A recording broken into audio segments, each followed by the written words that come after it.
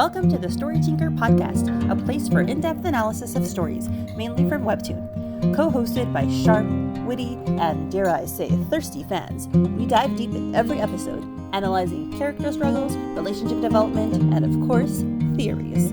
We also interview people working in creative industries. You can follow the 𝗖𝗵𝘀𝗀𝗃 on YouTube, podcast platforms, and social media. For bonus content, sneak peeks, and more, you can support the 𝗖𝗵𝘀𝗀𝗃 on Patreon. We're really appreciative of your likes, subscribes, follows, comments, and ratings on all platforms. Thanks for listening to the 𝗖𝗵𝘀𝗀𝗃, and let's get started.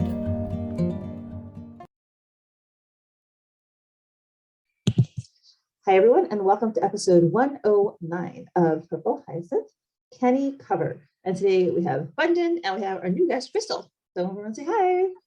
Hi, I'm Crystal. I'm 21 and I'm a senior in college studying English education. I also run an art account on Instagram where I do some 𝗵𝗄𝗆𝘀 art among Genshin Impact and other anime stuff, other webtoons. And my art account is crystalline.arts if you want to check that out. But yeah, I'm excited to be here. I love 𝗵𝗄𝗆𝘀. Been following it since it came out on Originals and it's been a wonderful journey. Ooh, yes. Yay. And well, I'll put a link to your artwork in the description and you'll be tagged on Instagram so people can follow it. Yep.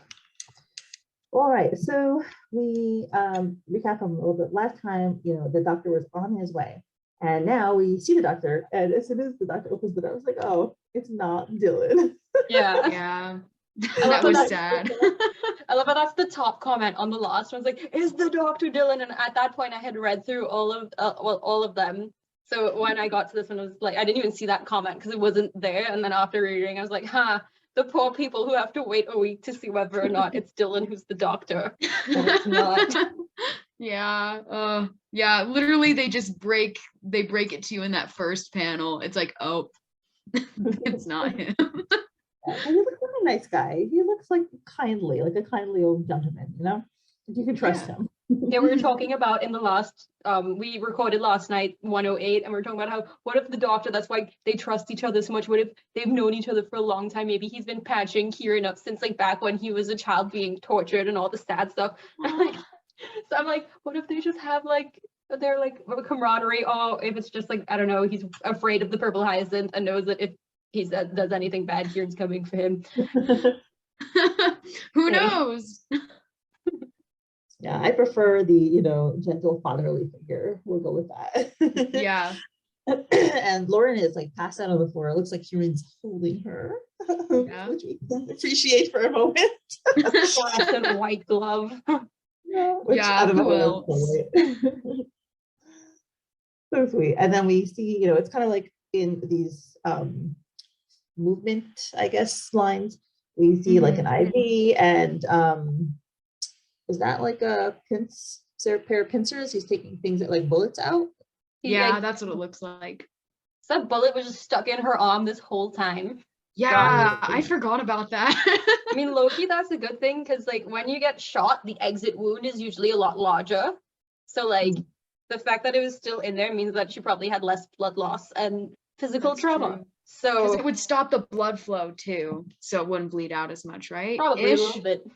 I did biology. I didn't really do anatomy stuff, so I don't know. That my degree was animal biology. We didn't study forensics. Yeah, we were. I teach Hebrew school, and we were talking about like active shooting. We were doing some training, and then we were like about how tourniquets, and I'm like, oh, I really hope I don't have to ever be in that situation. But anyway, so yeah, and then Lauren's on the bed, still passed out, and then we see the image 721, and this is obviously the flashback from the what happened. So now we're going to see a little bit more. We see that she's like, fuck, sorry, language, and she's trying to shake the windows. She can't get out, and then she turns around. She looks at the door, and they run to the door. There's 5 seconds left. Lauren's like, 5 seconds. Kieran says, we won't make it. Throw it now. So she throws the bomb, and it looks like Kieran grabs Lauren. 3 seconds left. They run through the room, close the door, and then they jump far away. And it looks again like they're clutching each other. And then it explodes. And there's this beautiful image of like, they're just this little dot in this red mass. So I was wondering how they did not get blown to smithereens. So now we have a plausible explanation for how that happened. Yeah, I was wondering about that. I was like, how did they just happened to luckily throw the bomb towards where there were bodies, I guess, because that's very convenient for them. Because yeah, I was wondering that. I was like, how would they survive? So it makes sense that they were able to get away. Yeah, the door would have and the door on the walls, that looks like a pretty fortified door. I mean, obviously Yeah, it still pretty got sturdy. destroyed, but it took a lot of the impact of the shockwave from the bomb and probably dissipated some of the flames, and that's why they're not like burnt that much, but still got really rattled and just physically hit by the force of it. So yeah, good to see an explanation as to why they aren't the crispy bodies from the first Right. episode. So bad. Oh gosh. Yep. And we see the tenant card, and then we see Lauren suddenly wake up. Like she gasps and she wakes up, and she has, a lot of bandages on her head. She only has one bruise left, and we see her lying in a bed. The bed is bigger than it was last time, because if I recall correctly, remember we saw her in the Kieran's bed last time. She took up more space, so the bed is a little bit bigger, but whatever.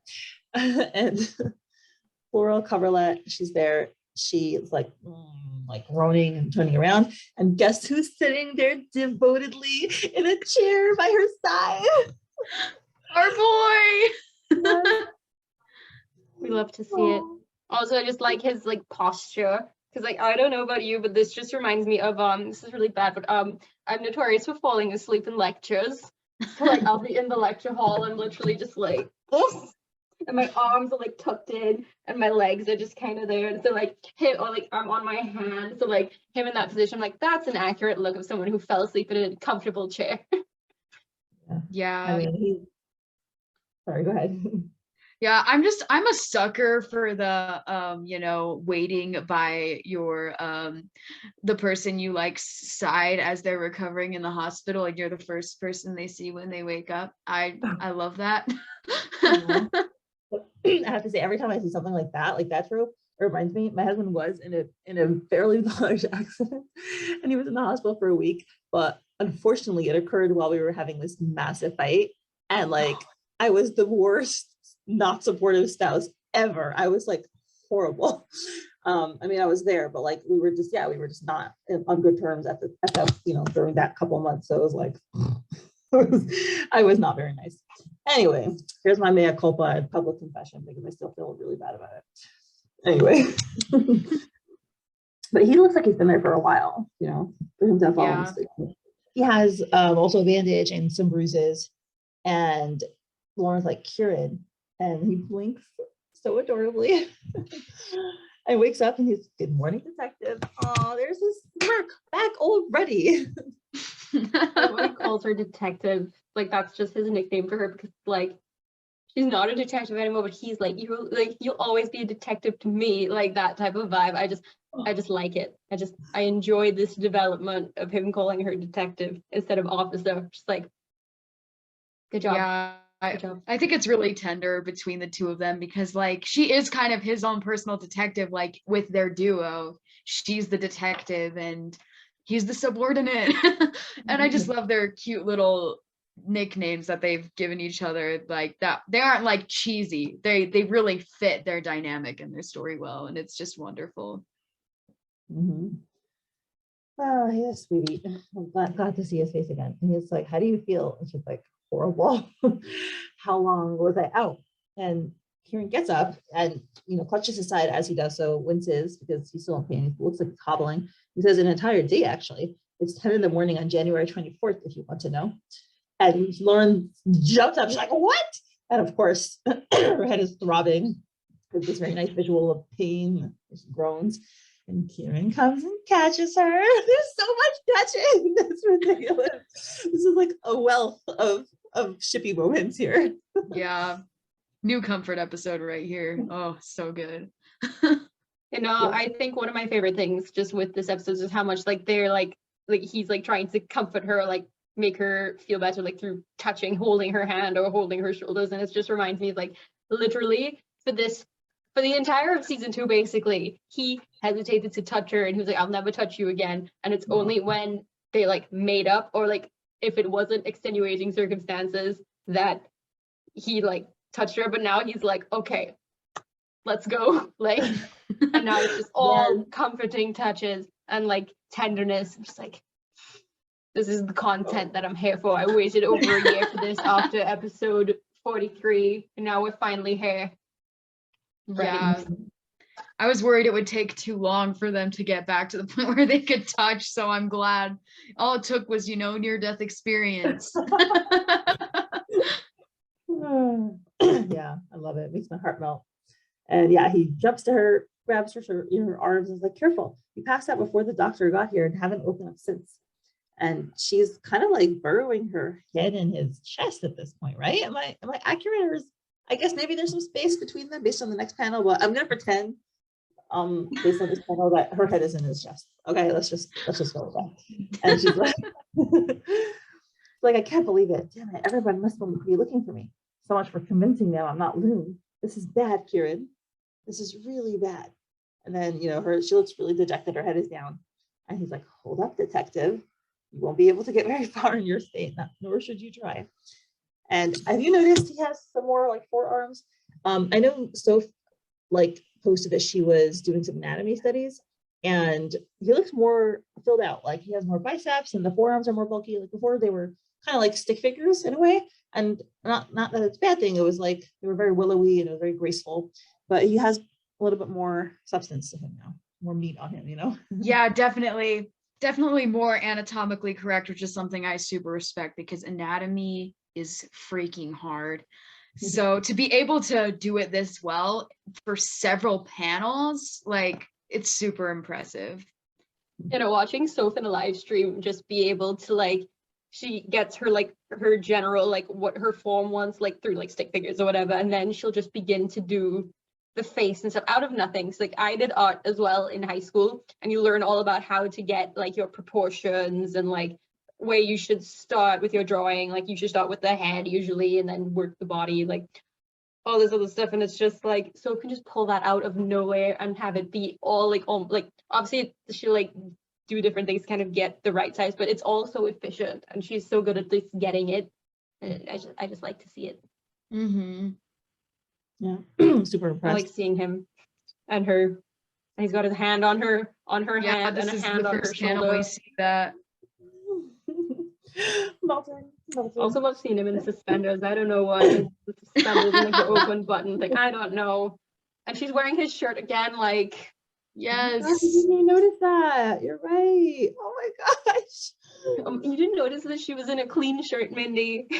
I didn't think about it. It didn't occur to me where she would get that shirt from, but yeah, it must be his.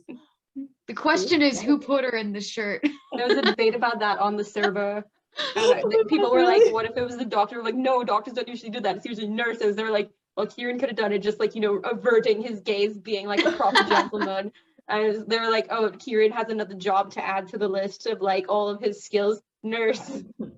He can do so many jobs. Seriously. Oh. So Lauren's like, "But I have to let them know I'm alive, Kim and Will." And it's like, "Oh, poor Kim." And she closes her eyes and thinks back.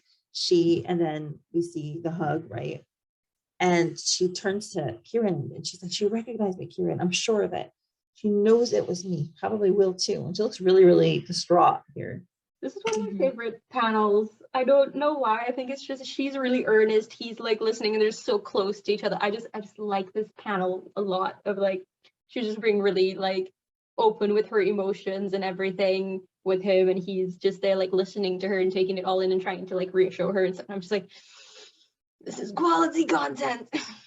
Yeah, this is definitely an example where you the facial expressions tell a lot. Even though they're pretty simple, it's not maybe the most detailed panel out there, but you can clearly tell that he's listening earnestly, and she's super distraught and worried and concerned. And if you took away the text, you could still probably understand what exactly she's feeling right there. And I just love that about this panel. Mm-hmm. Yeah, and it's their relationship has gotten to the point where they're relying on each other emotionally. Because previously, they were begrudgingly working together, antagonistically working together, and now they're friends. Bare minimum, they are friends. Definitely. They rely on each other, and it is beautiful to see. I love it. And she's like, they must think I'm dead. They could tell my uncle Herman. And then he says, your uncle already knew, Lauren. She's like, what? Okay, yes, major confirmation of theories here. He says, I called him the night you passed out. You did what? I love it's like their faces. He goes from one face to the next. And he's like super serious, and then she's like completely shocked. Yeah. And now he has her hand in both of his hands. So like totally comfort Kieran teddy bear. Oh my God, it's just the best. It's so good. We were well fed today. I've described this a lot with a lot of my favorite moments of things. So I was like, grind it up, make it into a liquid, and inject it into my veins. This is what I'm prepared for. I love it. This is like we're in the good place. So William Wordsworth's poem with the daffodils, that when he was walking past the field of daffodils, he looked at it and he's like, oh, it's just a nice field of daffodils. And then he says, little did I know that later on, like whenever I was on my couch in something in somber, pensive mood, whenever he was feeling upset, he would let his mind's eye wander to that field of daffodils and he would have peace fill him again. That's like his famous song. And then I wander still, something with the daffodils. Anyway, so if you're ever feeling morose or sad about life, just think back to this moment. So he says, let me explain. Your uncle is the chief of APD and he would have been looking for you. I knew you'd most likely be unconscious for a while and nothing would have explained your sudden absence without raising suspicion. Nothing except a car accident, like you yourself said. But, yep, he remembered that. He has a little smirk on his face again. I just like his face. I don't know. I missed his face. Well, he has got a very lovely face with the hair in his eyes. Yes, the jawline that could cut grass. Mm-hmm. No, I remember the most validation I ever felt was when F was in the server, like way back in like 2020, we were like talking to her about stuff. And I was like, honestly, the blue, the blue eyes and the black hair stuff, and it's like, it's not exactly the same, but it's like my love for that archetype probably stems from Percy Jackson, from reading those as a child. And she's like, honestly, same. And I was like, so no wonder this man appeals to me so much. He comes from the same root. That is the perfection that is my boy Percy Jackson. Again, can't wait for that show to come out on Disney Plus. Looking forward to that. But Nice. yeah, just that is cool. good to hear. It's so funny. And she's shocked and she's like, and then the Kieran continues. He says, we needed not only a car crash, but also some kind of police report of the accident. And right, is it the Kieran talking there? I think it's Lauren talking, because usually if they're not in the panel, they do the thing where the little arrow that comes out of the speech bubble is in the bubble itself. I was kind of confused about that too, because in the panel before this, her mouth, like you just see her teeth, but then in this one with the text bubbles, it's like her mouth is open. So that's how I think it implies that she's the one who's talking, but Yeah, I think it's kind of her rambling, being like, wait, but how are you even able to do this? Like, you need to have a car crash as evidence and like a police report. Like, how could you even accomplish this? So I think it's kind of her panicking. And then he's all like, well, guess what? I did exactly that. and then some. Yeah, exactly. Yeah, so I guess he says, and I even got you a medical record of your brief passage to the hospital before being discharged due to minor injuries. He looks so self-satisfied, right? He's like, yeah, I just did that. I'm cool. You're welcome. Yeah, exactly. He would never say that because he's just doing it. Like, he's not asking for anything from her. He's just like, yeah, I did it. I'm just like, That's what a partner would do. Right, a partner. Oh. And she's like, but how? And Kieran's like, you're right. I could have done it with my contacts, but not in such a short amount of time. And now without leaving a trail that would link us together. I'm like, the hand once again. I know he's holding it. how long is he gonna hold her hand for? Forever. This entire episode almost. Every time they're together. Yes. Too many people to involve and not enough I could trust in the phantom site. So, and Lauren's like, so you contacted my uncle to get those done instead? And he gets up while he starts walking around and he says, precisely. Your uncle was in the best position to help me out, and he did so brilliantly. But how? How did you tell him? And you're the Purple Hyacinth. How would you risk contacting him? What does he know? So I love how Lauren is concerned for him. Good for her. just love Yeah, to I see it. mean, sorry, go ahead. You ever seen that meme of like someone's bus gets shot and the person's like, no, and they jump in the wind and the other person's like, no, and then they like bend forward, right? I'm like, that's gonna be their relationship now. I feel it. And I'm just like, oh, I just love when they're concerned about each other. And that's like one of the primary things, because he did all of this out of concern for her. And like, you can tell that she's like, wait, but like you could have had all this risk to yourself by doing this. Like, and I like that she recognizes that and is like, why would you do this? Like, it's nice.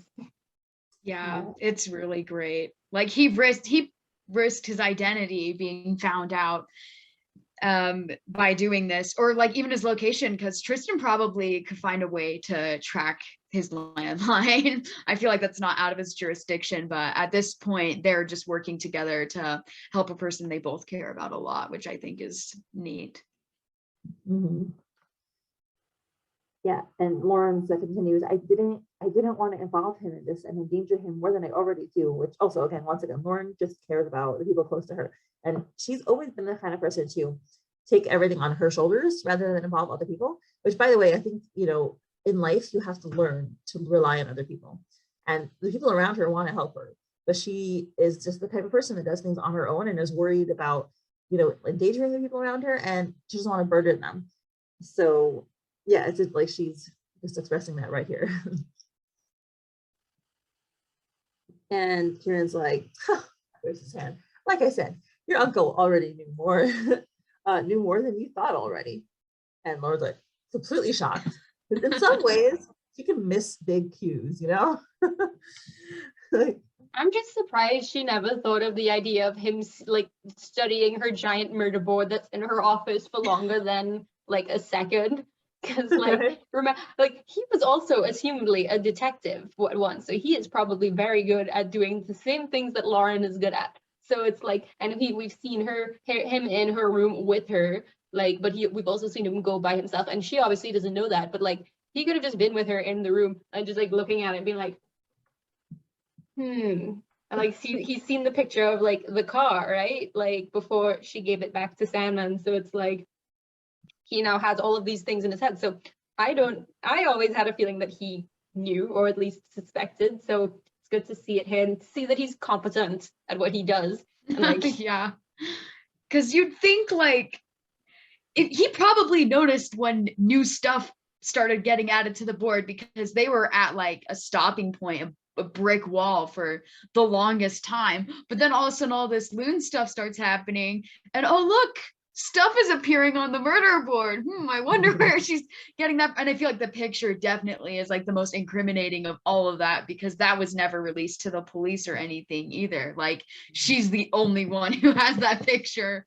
So yeah. I feel like whenever I saw him staring at the board, I was like, he probably knows, or is like suspicious of something, like something's going on. But yeah, so I'm glad we got that confirmation that he does actually know, and that he's willing to help her too. Yep. And so we have a flashback of their conversation, and we see Kieran, who I'm surprised that he's like awake enough to do this, but I don't know, maybe the doctor gave him some. I assume that this was after the doctor left. Probably. Yeah, I'm so surprised. He's standing. Yeah. Like, how does he have energy to stand? Like, you know. Again, the theory is that he's addicted to morphine.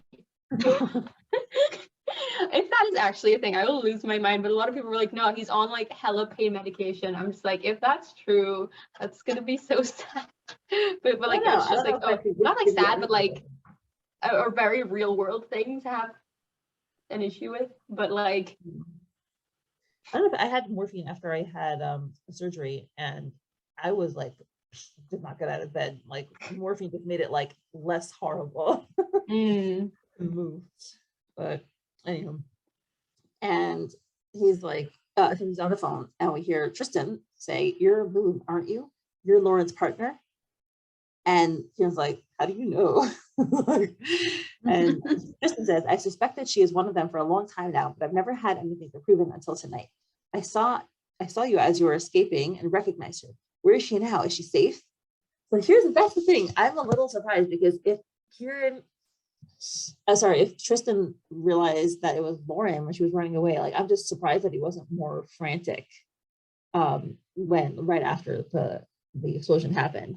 I think that in the last episode, when you see like them and they're running with the bomb in the corridor and like Kevin sees and everything, there's a part where just Tristan is literally like screaming into like his walkie-talkies. I'm like, that's like I in retrospect I'm like, oh, that's the emotion coming out, where he's like, but that's just me.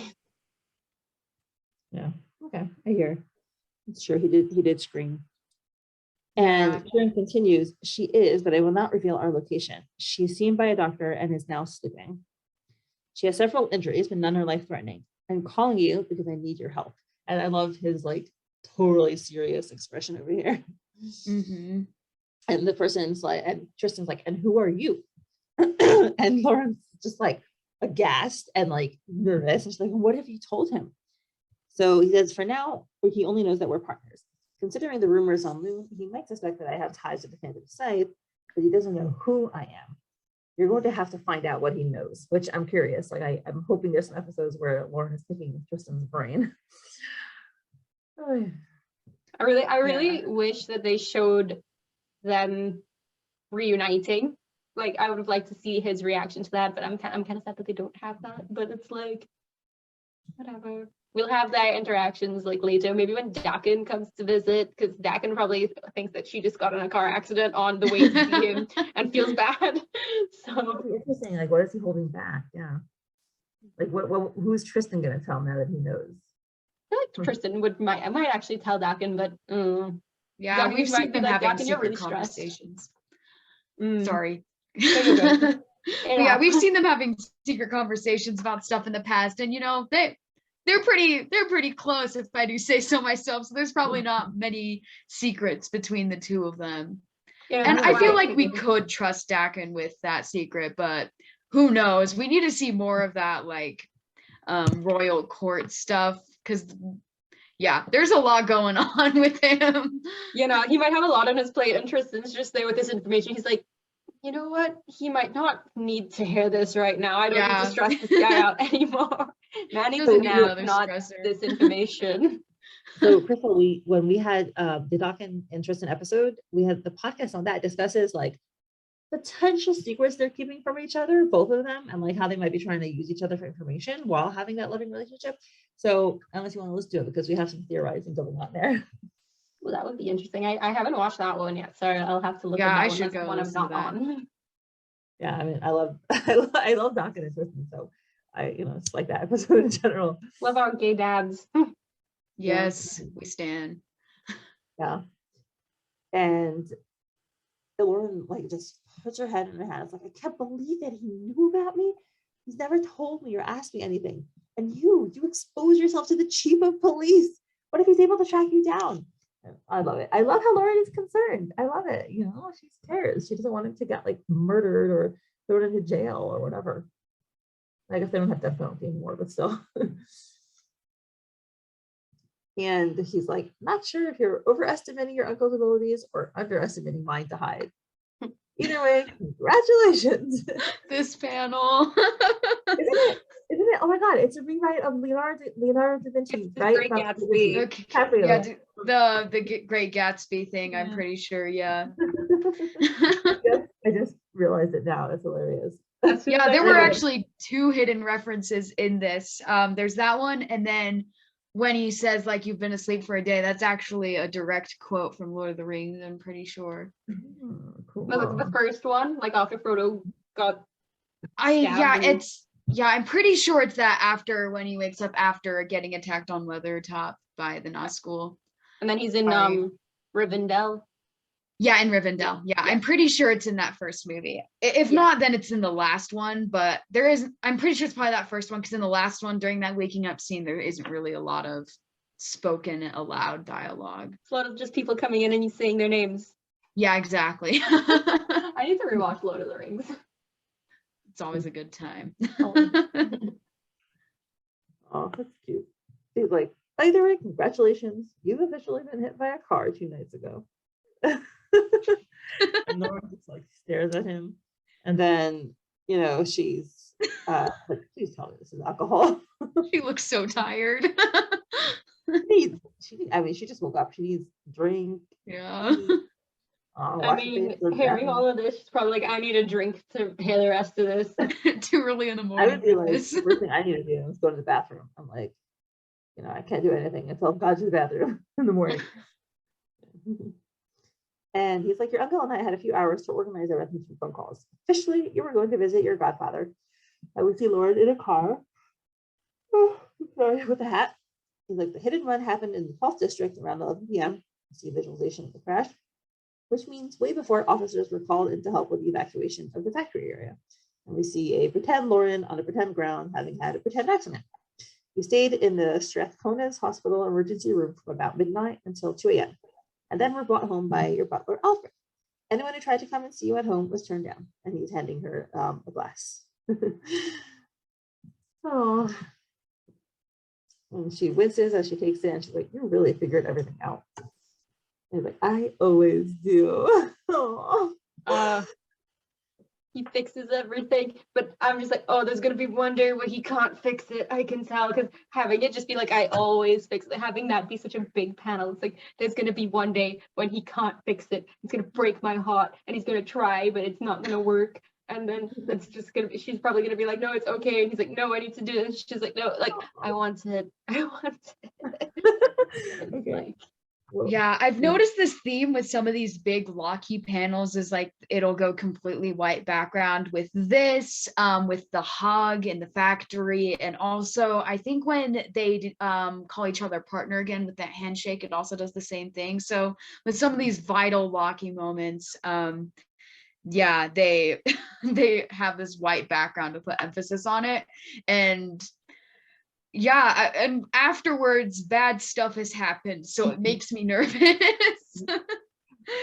They also had the white background when they tried to stab each other like back early episodes, like in the 30s. You're right. I remember that. That was a great time. That's one of my favorite panels of like her pulling the gun, him pulling the knife, and it's just like the Oh, side classic. so good. Yeah, look at them now. Look how far they've come. That's awesome. He's got some fancy glasses as well. I'm like, who are you having entertaining at your house to have such nice glasses, sir? Yeah, seriously. Yeah. Well, I thought when I first saw his house, I was like, oh, he has a nice house. So yeah, yes, I think he likes nice things. He has aesthetic taste. He's like, come on, it's worth celebrating for a second that you're alive. Well, at least I'd like to celebrate it. See, he wants to celebrate her life.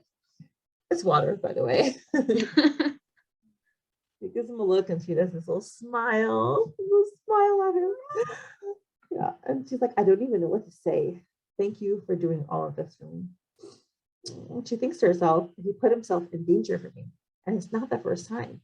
He did all of this despite being injured himself. Look at that appreciation. She's recognizing how much he's doing for her, how much he clearly loves her. No, seriously. When they begin to show romantic interests, it's like right now I think they just like each other as people, and they will like they're like really close, like want to protect each other, all that stuff. But like when they begin to like get romantic inklings, I'm gonna lose my mind. Me too. I'm not ready, but also I want it. I'm like a little nervous that Soph and F will never give it to us. I mean, if your background is anything to go by, Mindy, I don't know if it flipped me. For me, it's this way, but it's probably this way. I don't know. But your background is anything to go by. If that's false advertising, I swear. No, they said slow burn. They said slow burn. I will hold that to my heart until the day we get it. Okay, good. Slow burn means there's a burn. Awesome. Oh, love their smiles, love their faces. And she, grimaces. She has a headache. And Kieran is like leans back against the wall, drinks his drink, and like, would have been a shame if our tragic death was ruined by Herman wondering why you didn't come in on Monday. Oh, cute little expression. And she's like, still, I have to talk to Kim and Will. I don't even know if they're okay. I left Kim on the roof, and Will was with Lucas, and he comes closer to her, and he's like, Kim and Will are both fine. And made sure to avoid them and other questions during my shift yesterday. Randall's at the McIntyre Hospital, but he hasn't woken up yet. And you have to rest before anything, Lauren. You're lucky nothing was fatal, but you pushed your body to its limits, and the recovery will be long. And she looks at him, and then she's like, wait, did you say you went to work yesterday? Which, yes, all of us are wondering. And she's like, your injuries are just as bad as mine. And how did you even hide the wounds on your face? Which, yes, this is legit my major question. I'm like, how? I have a theory and it made me sad. But you know, my sad theories are fun to share, so I'm going to share it. I had a thought. I was like, okay, we saw that he was able to pull himself together and go to work even after getting beaten like last time, right? It's still worse, but I'm like, it's worse now, but he still did it anyways. And I'm just like, he either knows the consequences of having to miss work, like he doesn't want to draw suspicion to himself, obviously, to like, so like I'm at work, whatever, but like my theory is that he knows like he has to go to work to do his phantom scythe, blah blah blah blah, and he knows that like not adhering to that can lead to further consequences. That and the fact that he's probably been in a lot more pain at some point in his life, so he can deal with it, or like is not as, but he can pull himself through it because he knows he's felt worse. And I'm just like, oh, that was very nice. That was, yeah, I agree with the high pain tolerance thing. I think we've seen some flashbacks that have hinted at possible like torture or other forms of beating. Like we've seen all those scars and stuff all over his back. So like, yeah, he's probably been through a lot, so, and has a high pain tolerance because of it probably, and also has probably had to continue working through pain a lot, so he's kind of just used to it at this point. It's just like, well, gotta do it. And yeah, I do like the theory that the phantom scythe would probably punish. We saw what happened when he was still going but wasn't bringing enough back. Imagine missing a few days, and that also would look suspicious on him to the phantom scythe as well. Mm-hmm.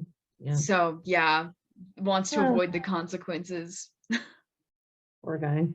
That's crazy. Yep. And he's like, oh, I got some assassin makeup strips to help conceal some. Mostly hid myself in the archive room for 4 hours. Nothing different from what I do every day. Oh, yeah, I hope he was sleeping or something in that room. Resting. And she's like, but you were beaten half to death less than a week ago. How? Like, I'm the purple hyacinth. A little explosion can't kill me. And look at that. He's putting her down. He's like, come, I'll help you get to the phone. He's like, more touching. Yeah, it's probably gonna help her like go down the stairs. He's gonna be holding her down, get to the phone.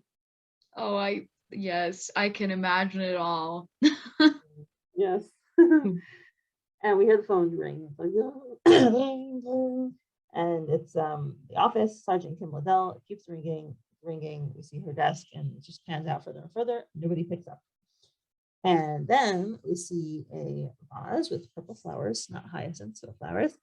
And someone says, thank you for attending the mandatory counseling session following the events at the factory. And we see a woman with a clipboard in an office with a bunch of degrees behind her. And she says, so let's start with a few questions. Have you been to therapy before? And Mrs. Liddell. And we have Kim sitting there on the couch with the vase in front of her. And the last word of the episode is yes. Presumably, she was in therapy for what happened with her sister, Dina. Yeah, that would make sense. That's what I thought as well. Yeah, poor girl. She still does not know, right? Did she know? No, because she, Lauren, look, I think she knows that it was a car accident, but she knows it's not a car accident. So but she can't say that to Tristan or anything. And like, it's just her and Will. So she just knows that Lauren is accounted for, but doesn't know her state or anything like that. Well, I don't know, presumably, because the truth is she hasn't been allowed to see her. So if she thinks that she's dead, and then she's told she was in a car accident, she could be like, oh my god, she's actually dead and they're just trying to cover it up. Like, I would think that if I was her. I mean, I feel like she might have seen Tristan or something. I don't know. I feel like that would have been a thing, and like she could say like Tristan's like emotional state would have told her whether or not like Lauren was actually okay. I feel like Tristan wouldn't lie about his niece being dead. I don't know. Yeah, but they probably don't see Tristan all the time since he's the chief and is probably at other precincts and stuff as well. So maybe she hasn't. I think at this point it's hard to say if she knows anything or not, because it sounds like this is a mandatory session. So they probably made everyone involved go to like a little counseling session to like debrief and like just release all the stress and trauma probably from that pretty traumatic experience, especially since Kim and Will and Lucas, they were all very directly involved in that. So they probably, well, yeah, Lucas is, still kind of chilling, but so sad. But yeah, so Will probably had to attend this as well. I just want my grumpy cat to wake up. So do I. I'm glad that Lila's by his side. Yes, definitely. Also, the same trope of like sitting by the bedside until they get better, but make it in love, which is always good. This is kind of off topic, but I saw a comment that said they thought the therapist looked like a female Tristan, and I thought that was funny. I thought she kind of looked like the queen. Yeah, I can see that. Well, I mean, she looks like a Soph drawing. Maybe it's the glasses, though. Yeah, those glasses. Yeah. I'm glad that the precinct has therapy, though. Like, that's good to recognize. Yeah, that's good. They're like, it's not 20th century or 19th century, but whatever. It's 21st century, but it's okay. There's a lot of time periods are always fun to see, like the mix up, Yeah. This was the best episode ever. I agree with you. New comfort episode. Come back to it. Watch all the sweet moments. It's the spiritual successor of like, what was it? 30. Meddlesome Nurse. Yeah, like is it 37 or 38? Yeah. Like that whole episode just like gave me the most life. And that was right before the bad times. So yeah, I'm glad that we're back in this position.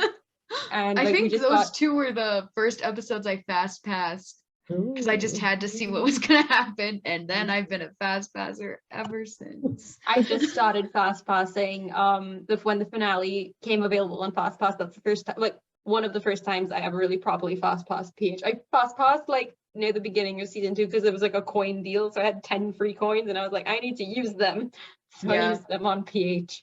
But yeah, I'm now fast passing. And I couldn't be happier. Awesome. Yeah, I love it. All right, so do we have any final thoughts on the episode before we conclude? I don't think so. Just new comfort episode. That's all I have to say. It made me happy to read it. I would love if there's one day, because this is something I was thinking about, right? So Lauren and Kieran, I don't know if they're gonna try and maintain their like fake relationship to Kim and Will. Right, but like I was thinking of that because I was like, because now Kim at least knows that she's Lune, and like at some point there's gonna be a reckoning with like who's the, like what's going on, right? And then obviously Lauren's probably not gonna say, oh yeah, by the way, my partner who's the archivist is purple hat. Like, no, that's not gonna happen, right? So I think that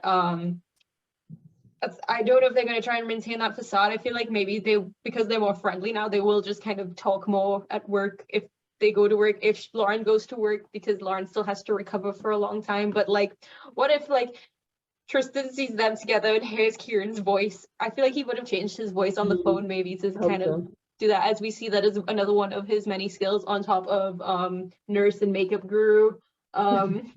So I don't know, I would like to see Tristan become sus of her new boyfriend, that, or just be really into the fact that she has a boyfriend. I don't know, because he knows that she went on a date. She used that as an excuse once to go and meet Kieran to go into the South Shore. So I'm just like, what if he hears this man speak and is like, you the one who called me? And he'll be wait like, a minute. no. I don't know, just the possibilities. Yeah, definitely. Yeah, I'm completely very curious. Well, we still have a couple more episodes to do from the Fast Pass, but I'm so excited because it's almost Monday, right? It's like, I know, yeah, it's real close. I'm so happy. I'm like, wait, I get new Purple Hyacinth once a week now, again, finally. Yeah, it's awesome. Mm-hmm. I still like can't believe how they revealed the release date. Like, that was insane. Wow. Yeah, I actually gave it to my friends to try to. I was like, "Oh, does this look like a real, answer?"